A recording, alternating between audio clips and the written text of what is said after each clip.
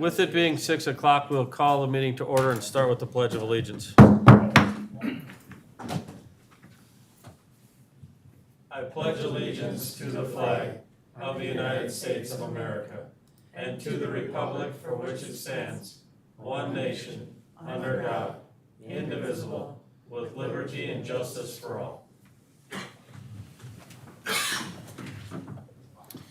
All right, with that, we'll go roll call. Roll horn, please. Bora here. Steichen here. Nash. And Olson. With that, we have our consent agenda, or actually, we have our agenda for approval. I didn't see any additions, subtractions. Everything's solid now? All right. With that, I will entertain a motion for our agenda. Steichen, so move.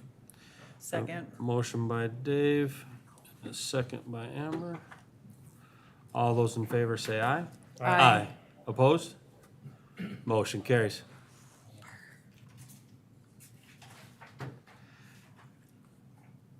Okay. Go on. I just got it.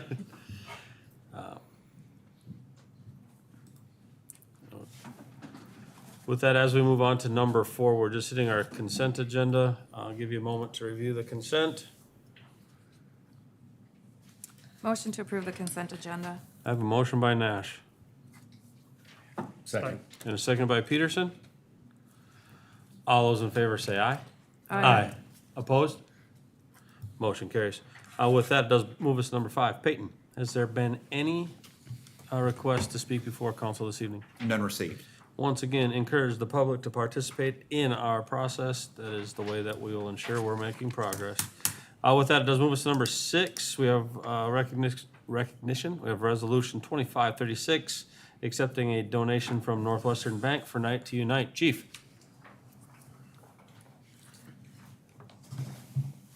Mr. Mayor, council members, we graciously accept this $100 donation from Northwestern Bank for Night to Night activities.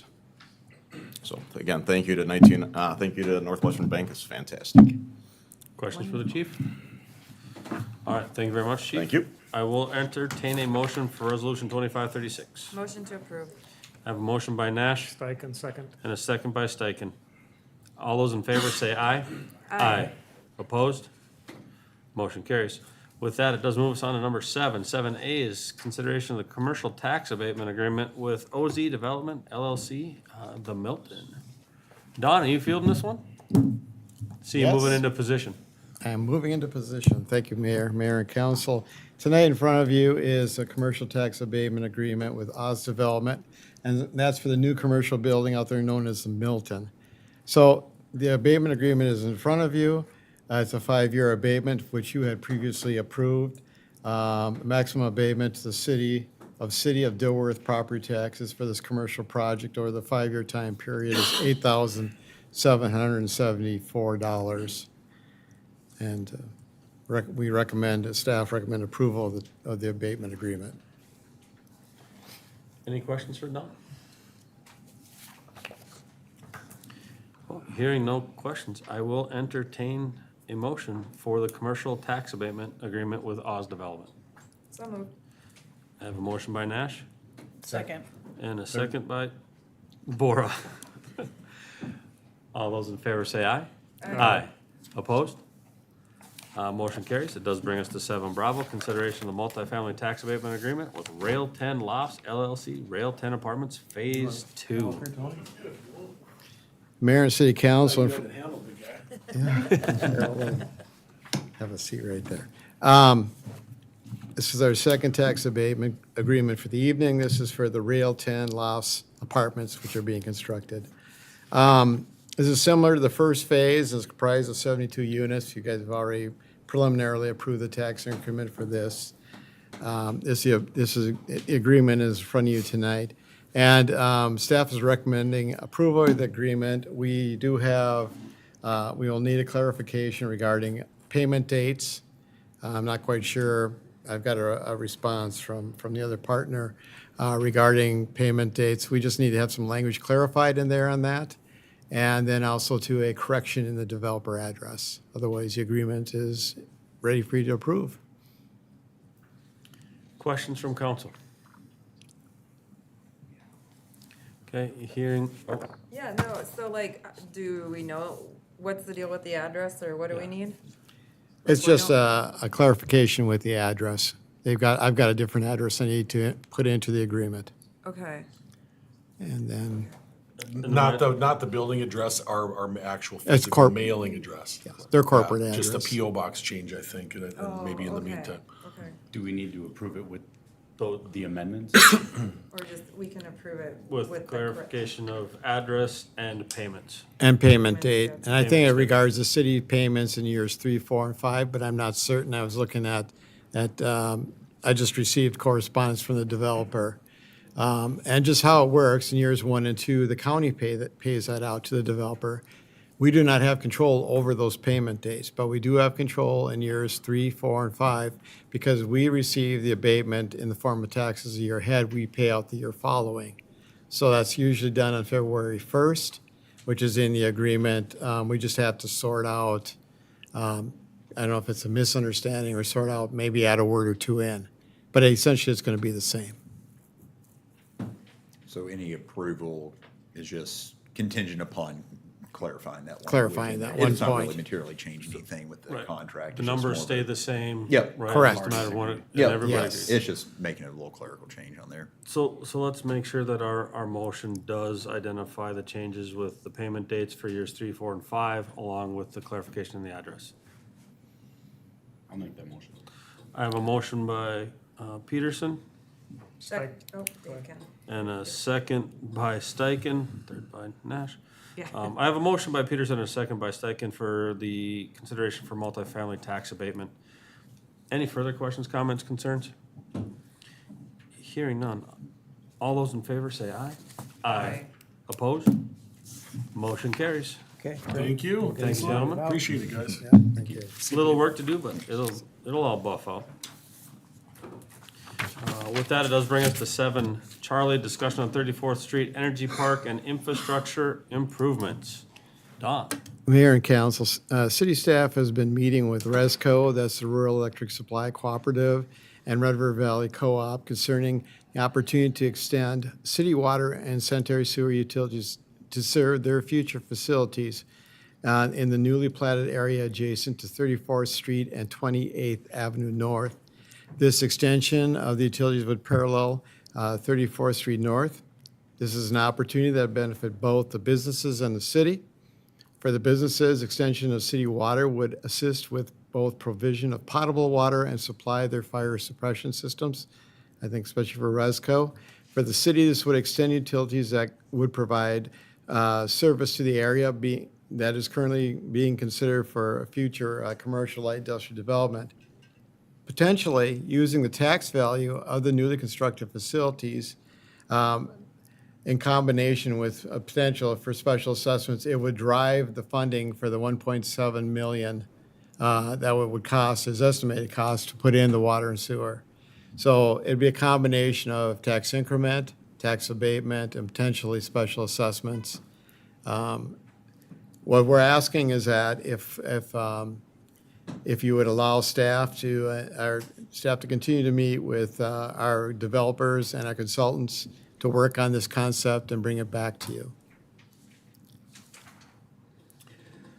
Thank you, Don. Questions from council? Oh, Go sorry. ahead, So, thank you. we already have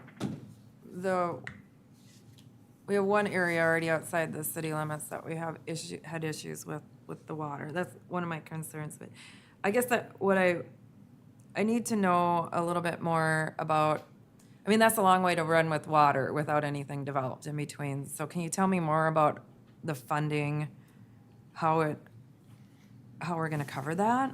I mean, Right. I know you laid out like tax increment, tax abatement, all that, but I'm not getting how we're gonna cover that 1.7. Yes, with the building values alone being newly built, using the taxes, which would capture through tax increment, and then if the tax increment, I believe it'd be 7 years, if not long enough, we could catch the rest of it with abatement going from there forward. Those alone would be enough to pay for the improvements.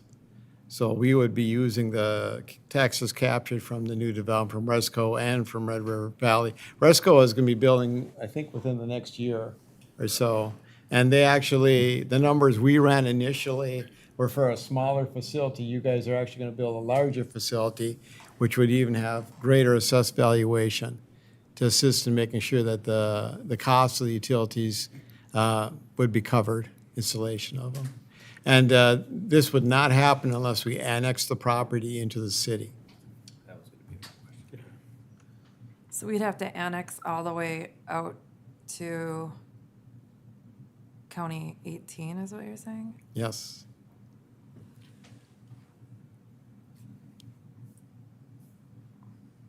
Yes, Mayor. What does that do to the taxable value to the farmer that owns the rest of the land? It's ag value. If there, So, no change? there should be no change. Okay, that's fair.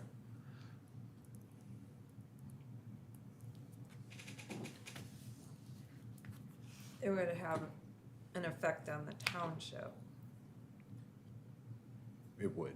Yes, it would. It would be like we've done with the other annexations. Once it comes in, we have to pay what that difference is in, I think, for over a 2-year span, if memory serves. So it would cost us to, yes. Okay.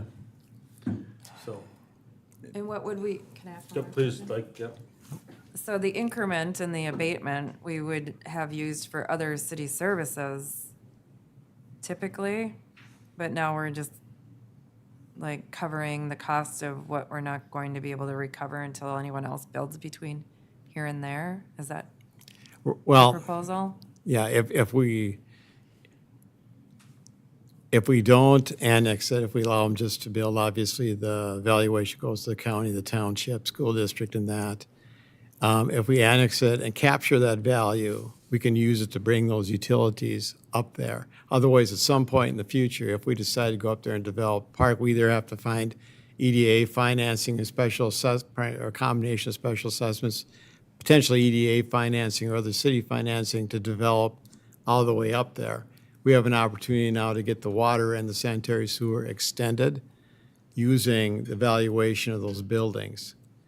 So otherwise, there'll have to be other financing at some point in the future to make that same extension of those utilities.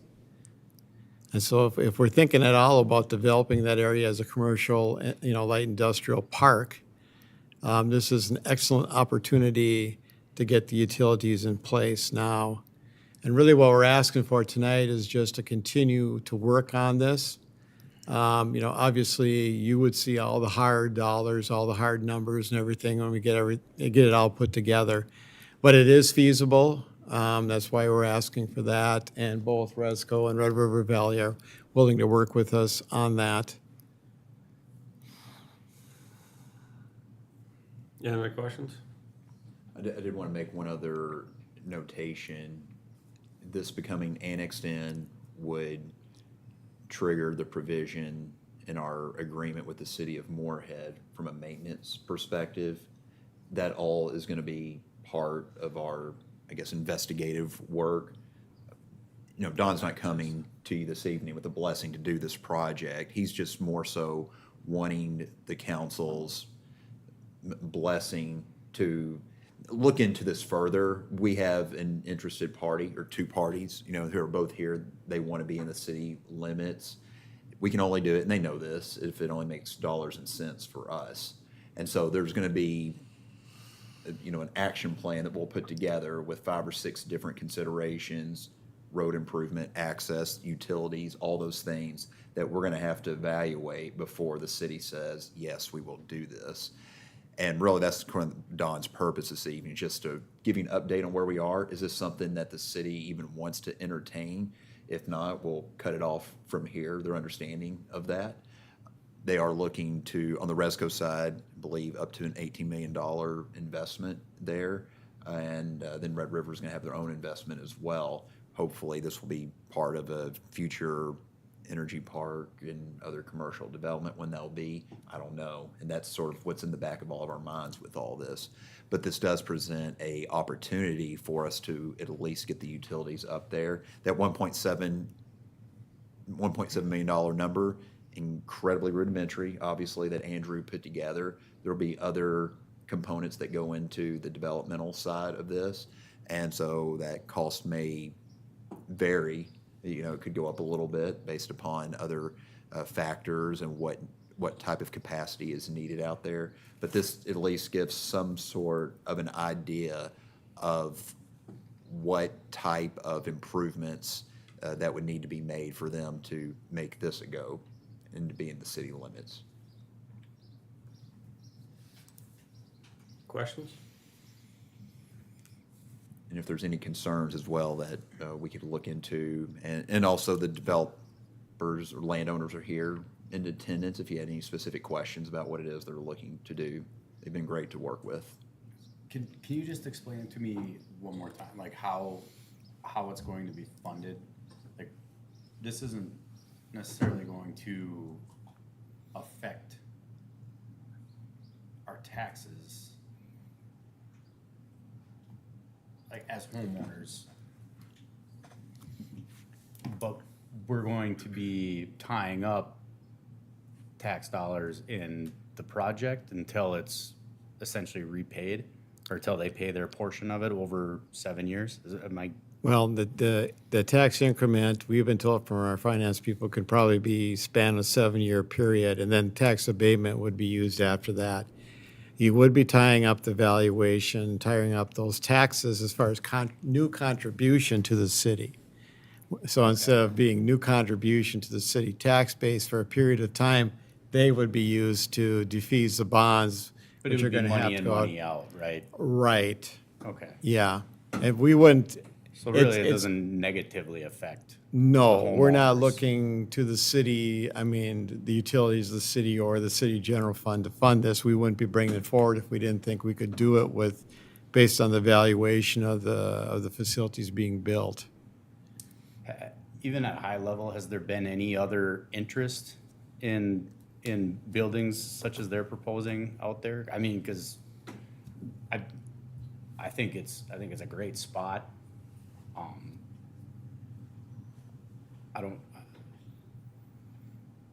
I guess I need to be talked out of it. I don't know. Don, can you do me one quick favor for everybody? We don't have any TIF projects on the books Okay. right now. Can you give in 50 words or less, if you can do that, or maybe a few more, just explain in general when you're talking about TIF and increment financing, what that really means, just at a really high level, what the Right. intent of it is. Well, tax increment financing is basically if you had just bare ground and you built a building on top of it, the new valuation that's being built would be captured, and it'd be captured annually or whatever it would be to do certain site improvements, which under state law, which includes provision of water, sewer, stormwater, utility site improvements, things like that. They can be funded through the capturing of those taxes, basically, over a period of time. And my understanding is in this case, they can be captured for 7 years.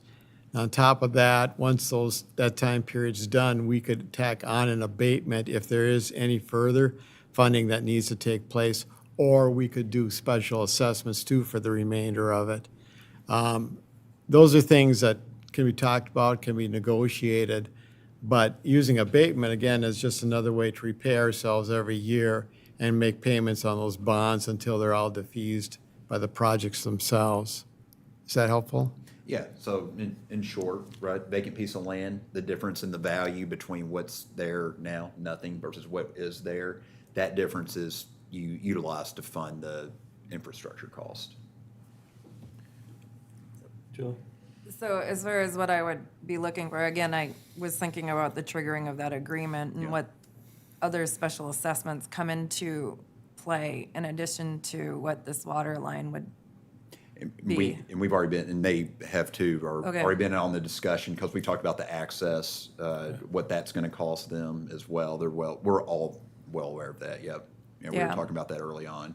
yeah, because I'm just remembering, and of course, it was years ago that we Yep, did this, but I'm remembering it triggers things. it does. Yeah, okay. Can you elaborate on? Yeah, like, From a road maintenance perspective, how it works right now on 34th Street, we maintain the northbound lane. And in addition to that, with the city of Moorhead, once you access property off of their roadway, they have a charge onto the property so that they can recoup their initial investment on the roadway, 34th Street improvement. So they already, Transfer station and. yeah, so they already have a cost, and I'm saying they, Resco and them, they already have a defined number from the city of Moorhead Engineering Department. This is what it's gonna cost you to have an access here at this point. Same thing we had to go through when Aldi came in. And so it's, your first glance, like, so why does it work like that? Well, the reason why is that entire roadway is within the city of Moorhead. It'd be one thing if it was shared between the two, but it's not. And there is that maintenance element as well. And we would have to evaluate the need for, or how we would accommodate that, you know, and talk with Mike and his team. So, but that's all part of the exploratory stages that we're in right now with it. Again, we've really only had high-level discussions thus far.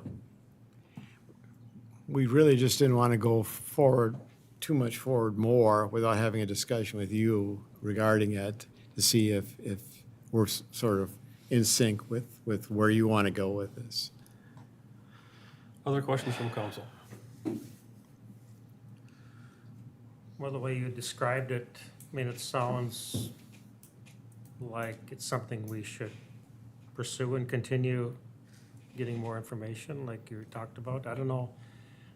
I personally don't see any downside to what you described, I guess. I think you described it quite well, and explained it quite well, I should say, and I would be in favor of going forward.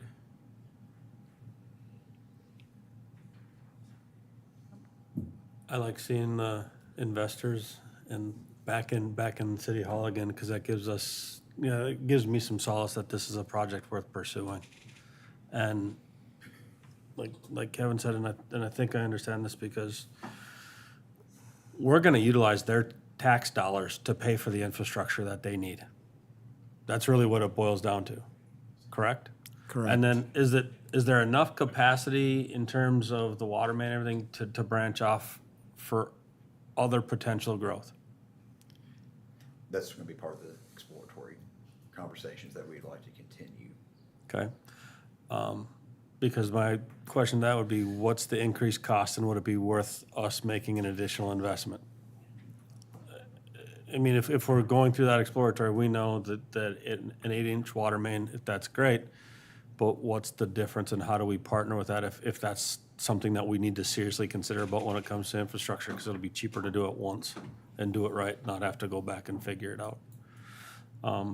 My other component is, like, it sounds good with what we know, but there are some of the things that are unknown, and that access, but when we see that access, that's, from my vantage, like, how do we navigate that? That would be an obligation put on the businesses, not the city of Dilworth.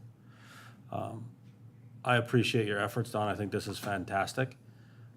It definitely presents some opportunities. So from my vantage, like, we need to pursue this and the infrastructure requirements. And what is it gonna cost us? Like, what are we gonna owe the townships once we do this? Because we'll have to plan for that as well. Like, I don't know what that I don't know what that number is, but it'd be a good number to know. And I'm sorry, and I probably should have clarified that. If I'm remembering it correctly, it's like the value of what they're losing. It's not necessarily the Yeah. difference in what a new city tax is. So Yeah. if they The collect, vacant land. if they Yeah. collect, you know, $2,000 a year, we're responsible for that for 100%. the next couple of years. So, yeah, go ahead, Julie, I'm sorry. And the other piece that plays into that is all of a sudden 15th becomes part of our annex. Area. So what's interesting is that if we were to annex this, because, and I'm sorry, I probably should have a better looking map up here. At least So you have this- north on this. I know, So I for did that, that. I'm thankful, because I was like, which way are we? Did that for you, Mayor. I appreciate that. So right now, this is not in the city limits right here, south of 15th Avenue. We would probably keep it like that as well. Because we would extend our utilities from, or we'd run the line from a different direction, or it would just be a single, like an easement or along the right of way there. That's because you have to be contiguous to the city. It's not like we'd be annexing the entire land, but to this point, it is, yeah, still remaining a township road. But that's, again, we'll look at that as part of our whole investigative work. But that, because that was my original thought too, was now we're gonna own both sides of this roadway, but I don't know if that's necessarily the case or we have to do that through all this. Well, you actually see it. I can't pull up the map right now, but Right. I was gonna say, there's a great example, like right by this, that the city of Moorhead has. Right. Yeah, very similar to this. Any other questions? May I address the council? I don't, It's your call. sure. No, I think it'd be absolutely. great for them. Yeah, Come up and I just think maybe it'd talk about be the all right, project yes. A little bit. So I'm Chris Peterson. I'm the Regional Vice President for Resco and Moorhead, our Moorhead Division. We have approval to start building next spring, and that is our intent. Where we started some of these conversations is it's because of our building size, we're gonna need fire suppression, which creates another level of challenges for us. This would definitely help us get past that. But our plan is, we initially met with our engineers and our designers, and we were initially going from a 40,000 to 50,000. Now we're going to a 60,000 square foot building, with the taxation or the value of the building probably being in that 15 to 18 million. We have another kickoff meeting next week to kind of further these plans down. So we will be building next year, is our intent right now. So we'd love to be able to partner with the city to have water and sewer. That would be a great plus for us. But our intent is to start building with probably a 26 finish date, depending on how the cycle goes. Sounds like Don has some work to do. I hope that just helps give you an idea of where we're at from a Resco standpoint. It really does. Thank you very much. Yes. Are there any other questions from council? And so Don's ask is to continue the conversation with regards to developing a partnership so that when they're building, we're ready to be their partner in their endeavor. Any other questions about that? Well, do we need a formal motion to give Don permission? So I will entertain a motion to authorize Don to continue the conversation moving forward. Steichen, so move. A motion by Steichen, Second. second by Peterson. All those in favor say aye. Aye. Opposed? Motion carries. Good luck, Don. Have fun. Thank you, I will. It'll be good. I'm excited. All right, so with that, it does move us to number 8. 8 alpha, consideration for the authorization of the hire of the community. When I read this, chief, consideration authorization to hire of a community service officer, I thought we lost Javon. Oh, negative. I was like, wait a minute. No, then I broke it down. I was like, oh, I like where we're going with this. So that's good stuff. Chief? Yes. Mr. Mayor, council members, and department managers, I am here this evening to formally request the hiring of an additional community service officer, Ian Sorensen. This addition is crucial for the Dilworth Police Department. It will not only complement community service officer Page's current work schedule, but will also allow us to effectively manage the increasing number of community events, address the growing need for parking enforcement, and establish a dedicated crime-free housing officer position. Mr. Sorensen is a recent graduate of DGF High School, class of 2025. He intends to pursue a criminal justice degree at Minnesota State University in Moorhead, and he has also completed several college-level courses during his high school career. His professional experience includes working for BST LLC in snow removal, where he's described as a great employee who demonstrated strong leadership skills by managing 2 to 3 other employees. He also held a part-time job at Sunset Lanes, Battle Blitz Paintball, and also a part-time mower for the city of Moorhead.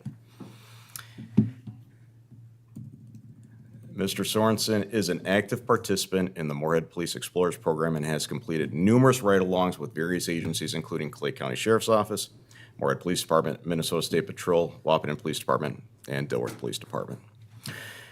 Investigator Hoverson's assessment highlights Mr. Sorensen's significant and consistent interest in the Dilworth Police Department. He has repeatedly expressed his desire to join our department upon completing his studies. Multiple individuals have described Mr. Sorensen as approachable and easy to work with. Furthermore, he has demonstrated excellent communication skills during the investigation process, consistently being responsive to Investigator Hoverson's calls and texts. Investigator Hoverson has personally observed Mr. Sorensen's increasing maturity level over the past 2 years. I am enthusiastic about the prospect of offering Mr. Sorensen a position as Community Service Officer with the Dilworth Police Department, and I believe he represents a strong candidate for a future Dilworth Police Department officer. Questions from council? Question? None? No? I got easy ones. When can he start? Okay, that's a good one. Okay. Yesterday. Just, yeah, no, hey, we're He keeping it the could, same but he day. didn't. No, He could, but he didn't. not. No, he did not. No, he did not. Just some easy ones for me, chief. Yes, If there aren't any other, where's your money coming from? No, the current budget right now. Right now, we're 1/3. The cost right now to fully outfit Mr. Sorensen's additional $270. Perfect. And since we're at 1/3, we have right now about 20 hours a week per officer, per CSO, because of some other requirements for other jobs, because it is I would love to have a full-time, part-time officer, but realistically, they need to have another full-time job. So with this, it will actually increase our ability to maybe have more CSOs at an event. If one is tied up, we'll be able to double up. And my other one is, does there need to be a background check or anything like that for this position? Yes, there is. And then, so, hiring would be contingent on passing all the necessary requirements? Yes. Those are my only questions, chief. Any others for chief? So with that, please make your motion contingent on, passing all the mandatory requirements for working with law enforcement personnel. Meeting all city requirements. City, state, Just say federal, city. local, all of them. Oh, everything. Can we make sure we dot the Ts and cross the Is, please? I will entertain a motion. So moved. I have a motion by Nash, Second. and a second by Bora. All those in favor say aye. Aye. Opposed? Motion carries. Thank you, chief. Thank you. Well done, chief. Thank you. So with that, it does move us to number 9, council members' concerns, committee updates around the horn. Oh, geez, that came quick. Congratulations to the 12U softball team and the 10U baseball team, maybe 9U, I think 10U. On both of those teams made it to the national regional qualifiers this summer. So hats off to them and their hard work. That's all I got. I just had a question for Mike. That awning, when is that getting replaced? Tomorrow they're coming to get it. That's all I had. I knew you said it was happening. I just didn't remember when. Mr. Steichen? Yeah, this past week, I was invited to, they had an agriculture and technology event this last week in Fargo. About 5,000 people attended, all the latest inventions and vendors. And I was invited out to the Grand Farm at Wheatland. And they, for those that grew up in agriculture, I mean, I had an interest in this, so they had lots of, I would say, very innovative things that they were showing off. Everything from robotic sprayers to robotic weed pulling devices, robotic tilling things for smaller patches. And they also had, some of these farms are spread out all over the county, and they have weather monitors. So they don't physically have to drive out there and see some of their, because the conditions on this side of the county could be different than the other side. So that was pretty neat. And they had people from all over the country showing off their ideas. So that was pretty fun. And also was invited to the farm in the Dell. They had it's an organization from the Twin Cities called Renewing the Countryside.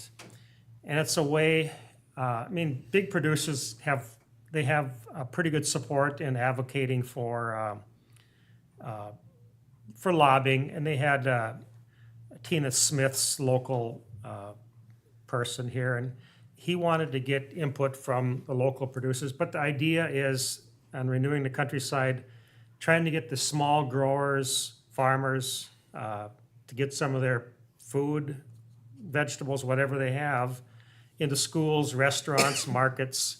It's geared to the small growers, so it fits really well with Farm in Adel, which is an organization that, for those that haven't heard of it, I'm gonna promote it every time I can.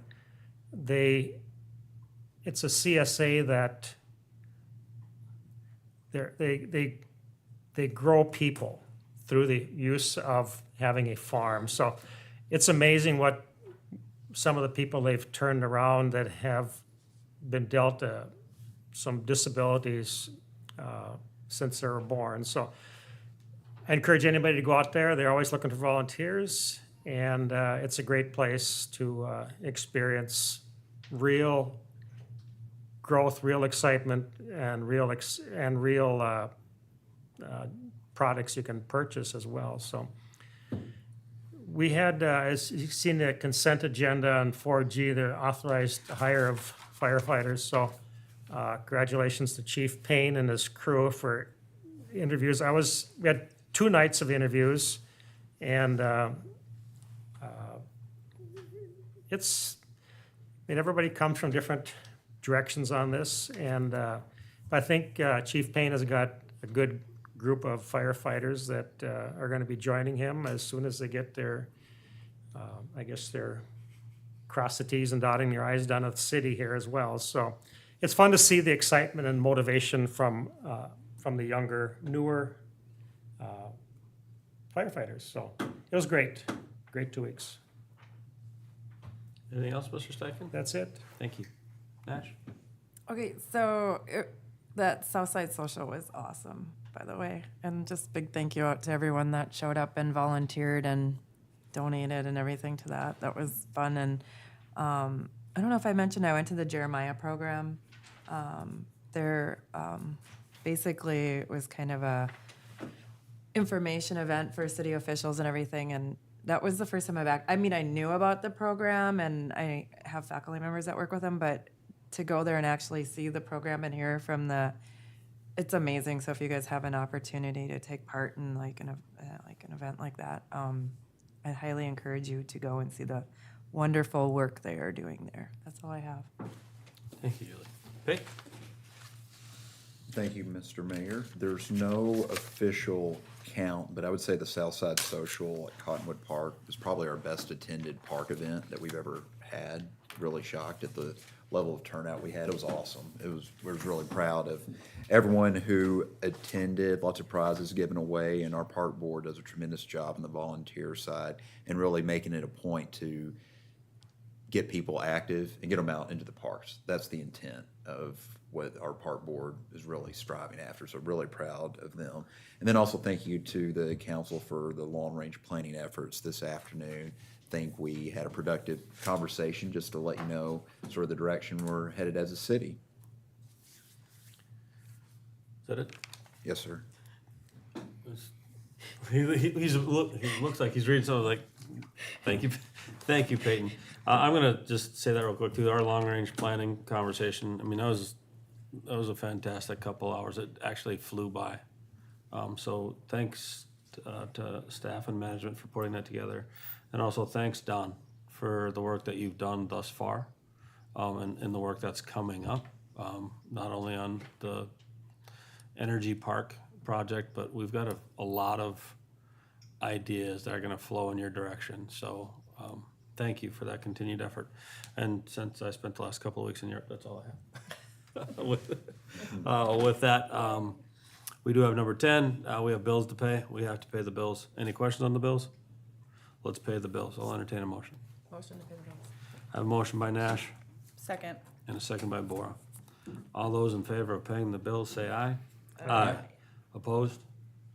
Motion carries. And with that, it does move us to number 11. And pursuant to Minnesota State Statute 13 Delta 03 Subdivision 3 Charlie, we are going into closed session to discuss labor negotiation strategies with the operator, engineer, Local 49, and law enforcement labor services. So thank you for everything, gentlemen and lady.